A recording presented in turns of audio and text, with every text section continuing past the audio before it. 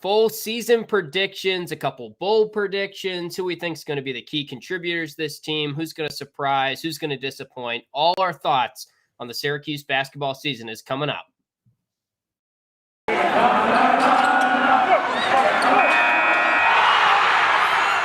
You are Locked On Syracuse, your daily podcast on the Syracuse Orange, part of the Locked On Podcast Network, your team every day.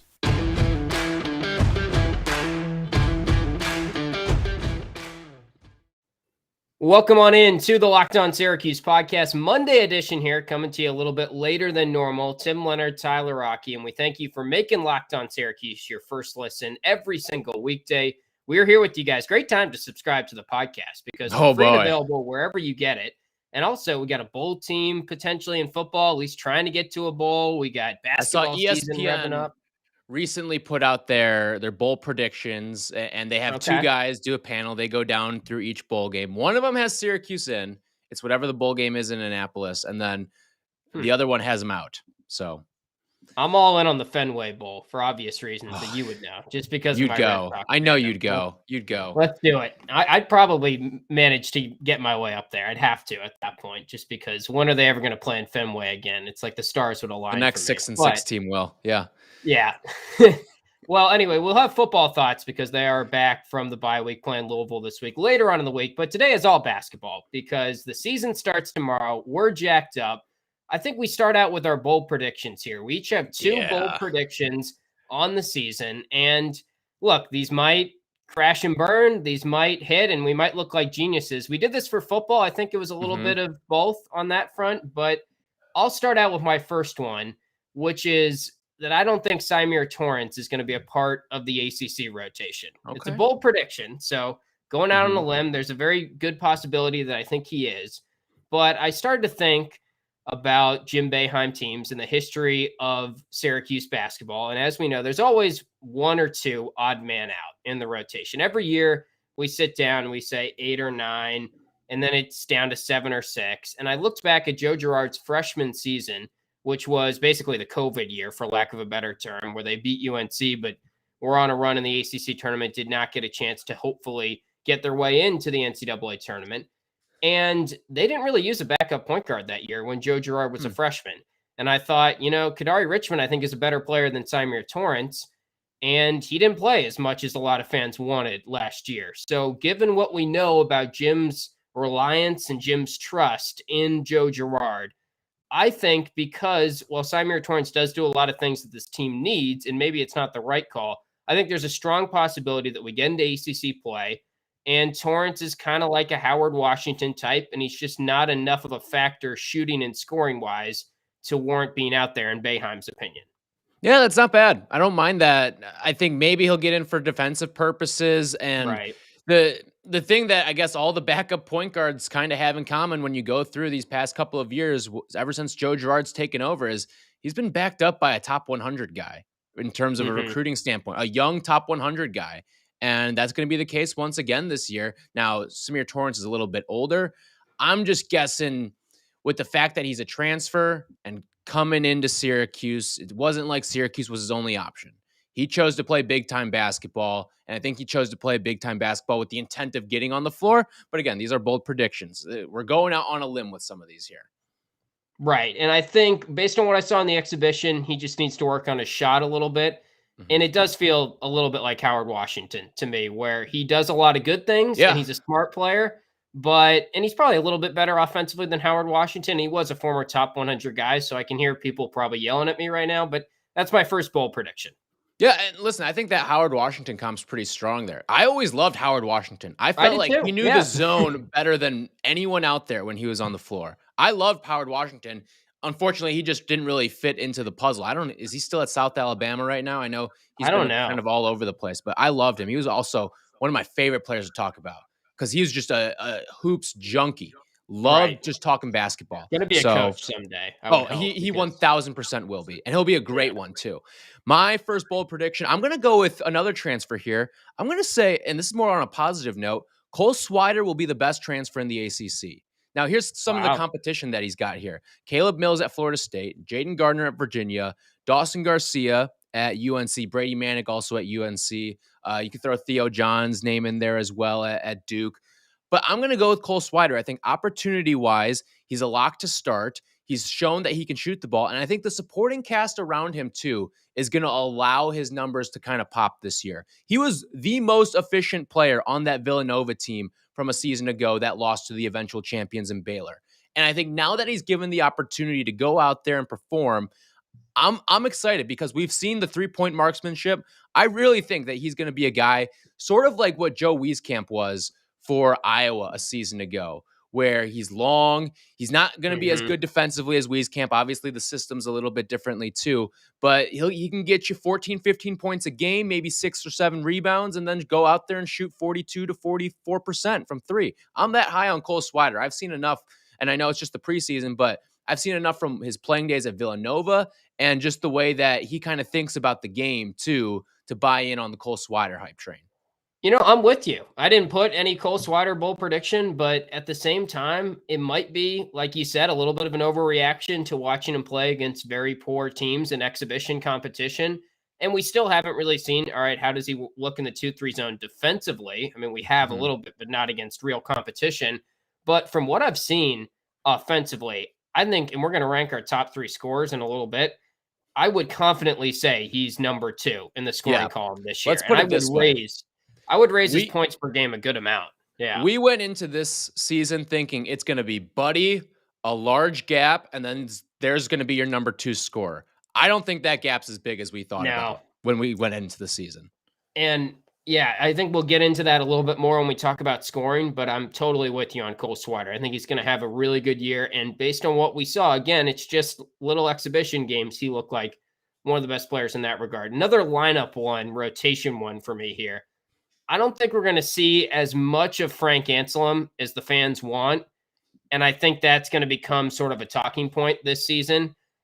I think I'm a little worried that we're going to see a good amount or more of Jimmy at the 5 than maybe we were led to believe right now, because there's all this preseason hype about Frank. And I know Jim did just say in his most recent press conference that I hope we don't have to do that. But he also said, if we still had Marek, he would be back there a good amount. And I watched Frank in those exhibition games. I wouldn't say I was underwhelmed, but I feel like he's the clear center number 2 right now. We've talked about Barama. I don't think there's a huge possibility that Barama figures into this conversation a lot, but I'm also not willing to totally dismiss him until we find out for good that he's gone. So that's another factor at the center position. And I just think that this team needs playmaking. This team needs passing. They need spacing. And Boeheim has been pretty apt to go to that Marek stretch 4 type of player at the 5 in recent years when he's had these perimeter-oriented teams. And when you throw Jimmy Boeheim out there with a lineup with Benny and Cole Swider, and then you've got Girard and Boeheim, like Jimmy kind of fits what those shooters would need from a spacing perspective and a playmaking and passing perspective. So I think we're going to see a decent amount of Jimmy at the 5, which they're probably going to get out-rebounded pretty badly when he's out there. Right. My one thing is this. With Jesse, it's something that we've seen the last couple of years with him. It's the fouls. And that we have seen in the past, even with a young center. I think about it with Torian Thompson to a degree too. You can buy yourself playing time when adverse situations arise. And if Jesse gets in foul trouble, that's an adverse situation where Frank, like in the early portions of the season, it will be Frank, in my opinion, that's going to be going in. You're not going to see a lot of Jimmy at the 5 early on. Jimmy's going to be at the 5 when Boeheim realizes, you know what? I can't play Frank at the 5 right now. I don't think he's ready enough. We can see you buy and burn your playing time with Boeheim. And I think there's going to be some situations where Frank comes in and buys himself some playing time. So that would be but again, this could also go the other way where he goes in and burns his entire season of playing time. Yeah, and I tweeted out this quote from our account at @LO_Syracuse, but the first Jim Boeheim show, he of course went into, which I don't really know why he went down this road, but he was talking about who might be coming back next season. And I did think it was interesting. He named 4 guys who we've kind of documented on this show. I think it's the 4 we would agree with. It's Girard, Torrance, and then he talked about Jesse, and he said Jesse will be back. And he was like, hopefully Frank will be back. And that hopefully to me, just I think it wasn't like a Freudian slip, but it just said something to me that he's still there behind are no Freudian Jesse. slips with Jim Boeheim. Let's put it that way. Right. I mean, he'll say what's on his mind, and he does not care about the ramifications. And I remember love it. Jeff, yeah, so do I. Jeff Goodman kind of laid that out when he was on the show with us earlier in the spring, summertime. My last bold prediction here, defense right now in KenPom is ranked 83rd heading into the season. They're going to be top 35 or top 45.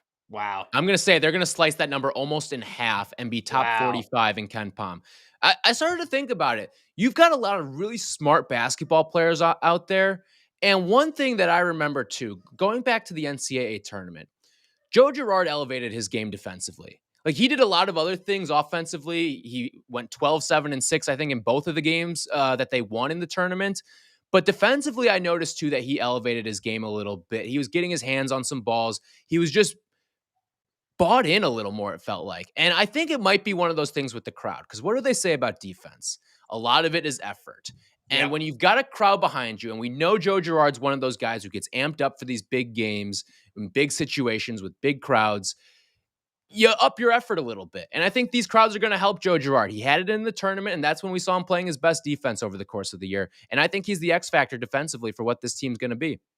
Look, if they're that good defensively, they're going to be a really good team, in my opinion. I don't think that's a hot take. I mean, we know what they are offensively. And then I would also say that that's probably, if they get to that level, that means Jesse Edwards really delivered from a defensive perspective, which it's in there. I do think that's possible.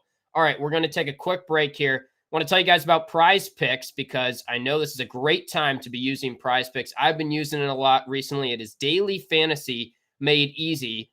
And basically, they are the leader in college sports daily fantasy right now. They offer more college football props than anyone in the world. And with college basketball season coming up right now, too, you can do some cross-sport stuff. This is how it works. You pick 2 to 5 players at an over-under on their projections, and you can win up to 10 times on any entry. It is just you versus the projected numbers.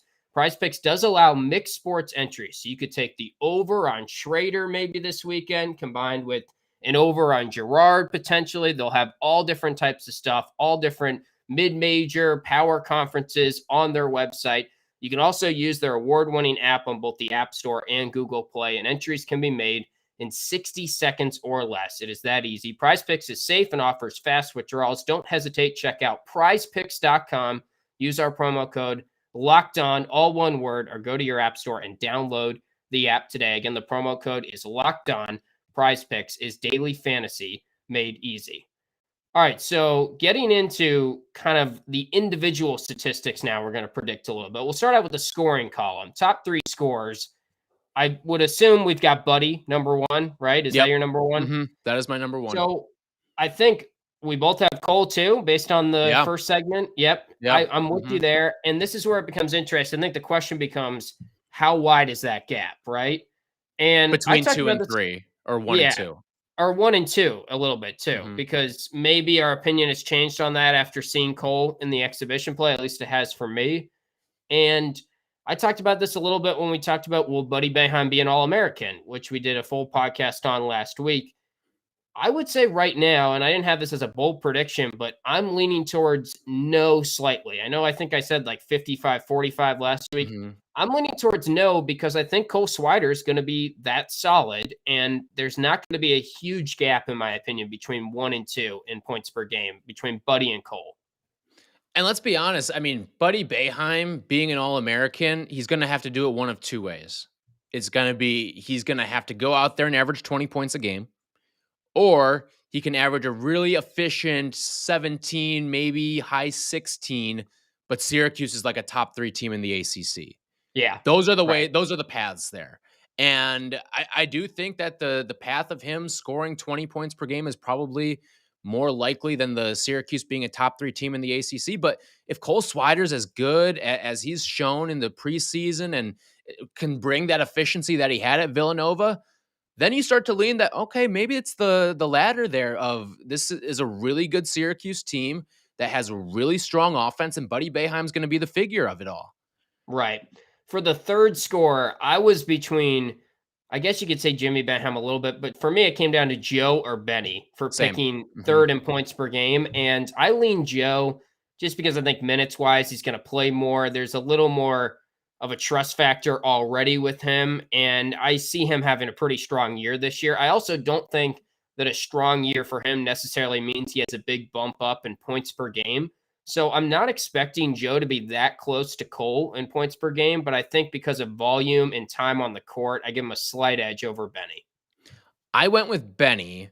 Okay. And just because I think the coaching staff realizes how good he is offensively and is going to want to get him activated and get him a lot of confidence in these early games too. I mean, you heard Jim Boeheim say it, like, I'd love to see Benny shoot a couple more times. He should have shot the ball a few more times in some of these exhibitions.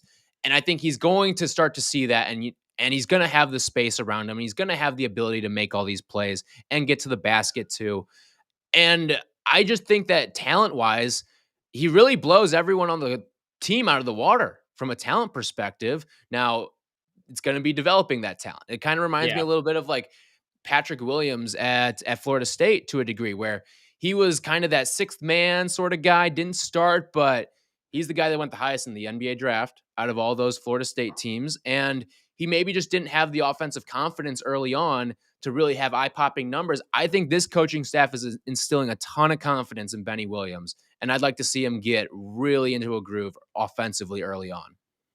So for top assist, I'm curious to hear your take on this, because for me, I really think Joe's going to have a strong year in the assist column, Gerard, and I don't know if there's going to be necessarily a close second in that department. I think he's very clearly my pick to lead the team in assists per game.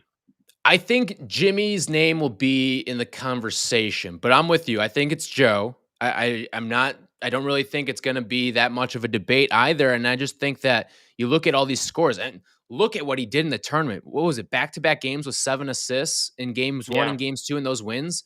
I mean, he can facilitate. He learned how to be a point guard, it feels like, late in the season last year. And then on top of that, he can still shoot his 40% from 3 like he did down the stretch. So I think that it will be Joe. And I was hesitant as one of my bold predictions, and then I thought about it a little more, and I landed on Cole. But the guard class in the ACC is not that strong. Joe could be all ACC, like a third team, and if he has a really strong season, maybe a second team, if he's that point guard, and this is a good Syracuse team. But I'm going to go with assists. It's going to be Joe, and I'll probably pin it at like low 5. Okay. Yeah, it's tough to get a lot of assists in college basketball. I think that's a pretty good high number. 4, low 5.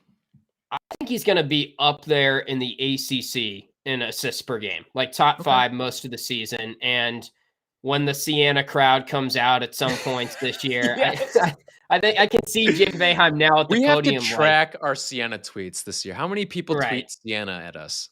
Yeah, well, or whatever other college. There'll be someone after your all ACC comment thinking, no, he's going to play for Siena. He'll be all MAAC. Yeah, that's what it'll be this year. I can see Jim Boeheim at the podium now, halfway through the season, and he's taking some shell fire about Gerard's playing time, and he's like, "Look, he's 4th in the ACC in assists per game. Like, you know how hard it is to lead. Like, you know, he always goes to those stats, and he's you fans all thought that he should be playing at Siena right now, right? You think he wouldn't be? If he was playing for the Saints right now, he'd be averaging 25 points a game. Yeah, he probably would. I mean, based on what he did in high school. But yeah, I think he's going to develop more into a true point guard this year. So I'd say he leads the team in assists. Rebounds, I'll go quick here. I think Jesse, and it may not be by a lot, but it probably should be by a lot because of the height advantage and everything. I was going to ask you, okay, I have Jesse too, but my follow-up to that was, how big will the gap be? Because I think that Cole can pitch in a little bit. I think Jimmy can pitch in. Benny certainly can because of the way that he can play above Benny the rim. might be second, honestly. And he might not play enough minutes to get first, but he might have a per-minute basis right up there with Jesse. And I'll say this. One of the things about Joe is that towards the end of the year, when the crowds were there, I mean, those games he had, I mean, it's very tough to get a triple-double in college. He was going 12, 7, and 6 towards the end of the season. And that was a big reason why, remember, is because Alan Griffin was only playing 10, 15 minutes a game, and he was one of their best rebounding guards. And with his absence, I think Joe got a little juiced up. Listen, Joe's an athletic kid. And he's a physical kid too, which when you're 6'1", you're not grabbing 6 rebounds without having some physicality to you. So Yeah. I'm not saying that Joe's going to be in the mix, but I think that it's these other guys that can sort of steal a couple rebounds here or there, where everything is going to be pretty packed in, I think, from a rebounding standpoint. Let's put it this way. Jesse is not going to be coming close to averaging a double-double this year in either category, I think. They've talked about that, how they need everyone to pitch in for rebounds this year. It seems like that's an emphasis. Last prediction on individual stats here, 3-point percentage. Comes down to Cole or Buddy for me. I'm going to say Cole because I think Buddy will shoot more and be out there as a focal point of late shot clock moments and stuff like that. I'm with you. I have Cole as well. And listen, I think it could be one of those things where he's shooting in the 43 to 45% range. I really do. We're so high on Cole. Are we too high on him? Which is funny because I was the one busting your balls after we interviewed him saying you're already ordering the number 21 jersey. But look at me. Now it's me. I mean, I'm the one wearing the 21 jersey at the moment. But I just think the spacing is going to be there. Here's my one concern. It could be one of those things where in the beginning of the season, he's shooting like 46, 47%. And then teams are going to key in on him and key in on him and key in on him a little bit more and more, draw a little less attention from Buddy and more on Cole. And you'll see the numbers maybe at the end of the season, he'll drop like from games 20 through however many they end up playing, 30 or whatever. He shoots like 34% during that span. And you see the number take a dip down that way. And he ends up shooting like 39, 40%. But I think he's going to get out to a really hot shooting start from three. I would agree with that. All right, coming up is our season predictions. Where Syracuse finishes in the ACC. What seed will they be if we think they are making the NCAA tournament? All our thoughts on that. But guys, if you haven't tried a Built Bar by now, you are missing out. They say it's a protein bar, but it does not taste like one at all. You have to try one of these amazing bars yourself to believe it. Most protein bars we know are chalky, they're waxy, they're just plain hard to chew. A Built Bar is different. It's soft, it's covered in 100% real chocolate, and when you bite into it, you know you're eating something different. It's more of an experience. Built Bars are low carbs, low calorie, low fat, low sugar, yet high in protein. So they are delicious and somehow have all the healthy benefits as well. So many different flavors to choose from: coconut almond, salted caramel, double chocolate, cherry barcia, to name a few. And this month only, Built is coming out with new limited time flavors every 3 to 4 days. So check out their website often. You don't want to miss out. Their website is built.com. You can go there. You can use our promo code. That's locked15.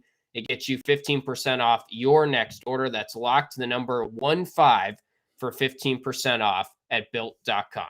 So time to make our season predictions. I'm curious because you're high on the defense, maybe higher than me. And it was a bold prediction. It was a bold prediction. Bold prediction, right. But some things have to go right. There's a world where the defense gets to that level. I'm a little more skeptical of it. And we haven't really fully fleshed out where we think they're going to end up in the ACC. So they're picked to finish 7th in the ACC preseason poll. I'm going to say they finish 7th. I think the media gets it right. I think there are 6 teams that are in a tier kind of above them. And I would include Virginia Tech because I do like their roster this year. Virginia's roster is not great, but I just think they have more of a foundation. Louisville, I know a lot of fans would argue, why are we putting Louisville ahead of Syracuse after the past couple years? But I like Louisville's talent a little bit more than Syracuse, and I just worry about Syracuse's defense. That's going to be a big talking point for me as to why maybe I'm not quite as high on them as some optimistic fans right now as we go into the season. I've got them at 6. I'm going to bump them up and it's just from a pure ceiling standpoint. I feel comfortable putting them at 6 because I feel like the floors of the Louisville's, Virginia's, Virginia Tech's probably a little bit higher than Syracuse's, right? I mean, I think it's fair to say that, but I think from a ceiling perspective, Syracuse's ceiling this year is 4 in the ACC. If things go right defensively, we know the offense is going to be so strong. And I think if they can figure things out defensively, then you're looking at a team that's 4th in the ACC, and I don't even know if it's going to be close. They might even join that tier of 1 to 4 with Carolina, Duke, and Florida State potentially if the defense is good enough. But I'm going 6 here. I just think there's too many vets on this roster to be that bad defensively. I really do. I mean, you think about Jimmy and Cole. Cole's a super smart basketball guy. Jimmy's super smart basketball guy. I think Joe's getting much better from a defensive standpoint. We know what Jesse and Benny are going to bring to the table from an athleticism and just a length perspective as well to the defense. So I just think there's too much of that to fail and for this to really bottom out. Now, if it does bottom out, well, welcome to the NC State, Georgia Tech, Clemson club. Yeah. But I just don't think it's going to get there. I really don't. I've got them finishing 6th. So I guess to push back on that a little bit, I would say that team that went to the NIT, which we've talked about a lot, it was a very fun team. They really rounded into shape in the ACC portion of play, but they also didn't make the tournament. They had a lot of veteran guys, quote unquote. It was kind of a similar makeup of relying on a couple newcomers mixed with some veteran guys that are new to the 2-3 zone. And the other thing is, I just don't think this team has the athleticism defensively to get to a level where we're super confident in their defense. Can Joe and Buddy be better than they were? Yes, and they probably will be in their 3rd year. Will Jesse be an improvement over Marek back there? The on and off numbers didn't really suggest last year, but I think Jesse can take a leap, and that's going to be a big part of getting the defense to where they need to be. But I don't know. The athleticism across the board is way down from last year when they weren't that great defensively. Here's one difference between that team that you brought up, the NIT team, and this team, is I think you can pinpoint a leader on this Syracuse team. I don't know if you could really do that with that other one. It felt like there was a very loose buy-in that year. When you think about some of the guys on that roster, like obviously you got freshmen on the team. Very tough for a freshman to sort of emerge as that leader with Tyus, and believe Torian was a freshman that season too. Yeah. And then like Tyler Lydon was a 2nd-year guy. Dajuan Coleman essentially got relegated to the bench. Andrew White, I think, was a good leader, but at the end of the day, how much can you depend on a grad transfer to be that sort of guy? I don't know what John Gillen's buy-in was like that season, but this year you can look at that team and point to a guy. You can point to 2 guys probably and say, yep, those are our dudes. Joe Girard, Buddy Boeheim. Those are our guys. And I just feel like the buy-in's there a little bit more where you're not going to let those St. John's type of games happen this year as much as you did in 2017.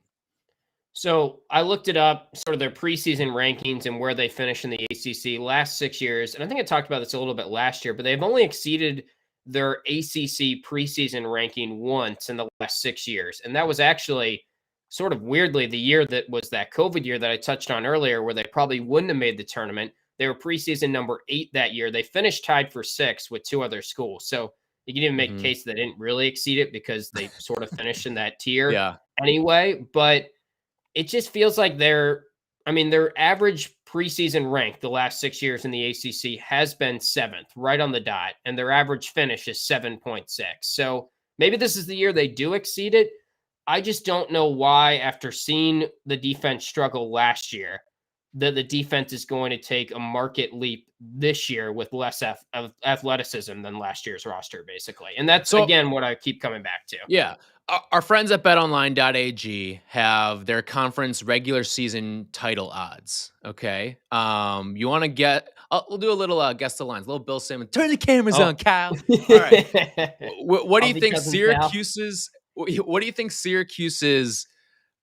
preseason odds are to win the ACC regular season? Or here, let's do it this way. Where do you think in the pecking order they are? Oh, okay. That's a better question because I have no idea for the actual number. Yeah. I mean, pecking order, I would say they're 6th probably because you probably have 6. to put them above Virginia You're Tech. cheating. You're probably cheating, but no, I'm not. You're going to win that one. So they're tied with Virginia Tech here at 12-1. Okay. The leader in the clubhouse is Duke at plus 250. Then you got the cluster of Florida State and Carolina. They're each plus 450. Then Virginia and Louisville are each plus 750. And then the next tier after Syracuse is Notre Dame at 20-1. So yeah, I that feels about right. Like they're in that cluster sort of with Virginia Tech. And I think Syracuse from a ceiling standpoint has a higher ceiling than Virginia Tech. Right. So getting into where we think they're going to be a seed in the NCAA tournament now. And I thought about this a lot. I think this is going to be a pretty similar year trajectory wise to your senior year when I was thinking they were an 8 seed, I believe. They played Baylor. Yeah. So you could say they were kind of off the bubble, but also they had some bad losses early, didn't quite gel right away, and they were firmly kind of on the outside looking in when they lost to Georgia Tech that year at home. Then like the next game they beat Duke, and that was their big quad 1 victory. I think they will have more quad 1 wins this year than last year. They might have the most quad 1 wins of the net era this year. Yeah, I could see it. I think they're going to be capable of doing that. Now, we've said that the past couple years, and this is kind of the third year where they've had this roster makeup of shooting the three, not a lot of defense, not a lot of center presence. It hasn't been great. So, again, I'm a little skeptical that they get any higher than maybe like a 9 seed in the tournament. But I think we're probably looking at a year where we're not sweating on Selection Sunday, but there's still some bubble talk in like mid-February. I went with a 7 seed here. I know people probably think I just took a syringe of like Hughes juice and injected it in myself before this, but I went with a 7 seed because I'm with you. I'm getting a similar vibe of in terms of how you're going to feel Selection Sunday as that team you were talking about, the one that lost to Baylor in the first round. But I just think there's a lot more talent on this roster. When you look at Buddy Boeheim as sort of the leader, and then the complementary pieces around him too, coupled with a 5-star freshman on the team, a really strong defensive presence at center, a very high IQ, a couple high IQ transfers coming in. I think all 3 of the transfers are high IQ players. So I just think from a veteran standpoint, from a youth standpoint, it's just a better team than that one. Yeah. And I think I'm lower on the ACC as a whole than you are. So when you laid out like those BetOnline.ag tournament odds, it's going to be sort of a weird year in the conference. I don't know if someone's going to totally grab it or if there's going to be a huge drop off between Syracuse and a Duke or a UNC at the top. So they should be able to get some of these quad 1 wins in conference play because anyone is beatable, in my opinion. I did see Fox on or CBB on Fox tweeted out the average KenPom rankings of each conference of the powers conferences. So the Power 5 and the Big East, the ACC does have the lowest one. It's like 60 something was the average ranking. Well, that's BC and Wake too. Yeah, It really and the fact that you've got 15 teams. It's like I believe that's the biggest conference in all of the Power 5s too. I think it is right. I think when KenPom does the actual rankings, I brought this up with their 5th, and they're kind of in a very similar tier to the Big East and the Pac-12. Big East a little bit behind in Pac-12 or Pac-10. I don't even know what they call it anymore. Is a little the Pac. So. The Pac, right? The West Coast Conference. Well, that's what they'll be. That is our season preview podcast. Tomorrow on the show, we're going to dive into a little bit of Lafayette. There's probably not a ton to break down on them, but we will do our prop shop, our first basketball prop shop, where I have a clean slate. I can maybe actually win after getting crushed in football. And I feel like we live very cyclically on the prop shop where you kick my ass, then I kick your ass, and then you kick my ass again. Now it's me kicking your ass in football. It's your turn to get me in basketball. So maybe I'm just bracing myself. Maybe we need to do a bet behind the prop shop this year. That's something we can brainstorm before we record for tomorrow's Tuesday episode. But that'll be coming out Tuesday morning, maybe even Monday night. We'll see how our schedules line up. We'll get you to Bundo's digits for the game. He's back for basketball as well. So a full preview podcast for the specific game, a little more season preview talk probably tomorrow, but a great time to subscribe and make Locked On Syracuse your first listen every single weekday. We're here with you. We got football going on this weekend. We'll get you ready for that. And we've got basketball, of course, revving into full speed. Great non-conference slate. So subscribe wherever you get your podcasts. It's totally free. And we'll talk to you guys